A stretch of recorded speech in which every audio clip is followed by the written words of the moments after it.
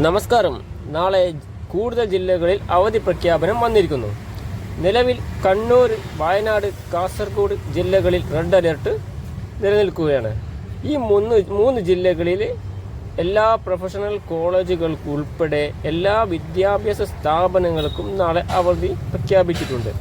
അതുപോലെ നിലവിലെ 7 ജില്ലകളിലാണ് ഓറഞ്ച് അലർട്ട് നിലവിലുള്ളത്. എന്നാൽ പോലും അതീവ ജാഗ്രത പുലർത്തണമെന്നും നിർദ്ദേശമുണ്ട്. അതുകൊണ്ട് തന്നെ ഓറഞ്ച് അലേർട്ടുള്ള പാലക്കാട് ജില്ലയിലെ നാളെ കലക്ടർ അവധി പ്രഖ്യാപിച്ചിട്ടുണ്ട്. ഈ ജില്ലയിലെ പ്രൊഫഷണൽ കോളേജുകൾ ഉൾപ്പെടെ എല്ലാ വിദ്യാഭ്യാസ സ്ഥാപനങ്ങൾക്കും നാളെ ജൂലൈ 19 വെള്ളിയാഴ്ച അവധിയായിരിക്കുമെന്ന് ജില്ലാ കലക്ടർ അറിയിച്ചു.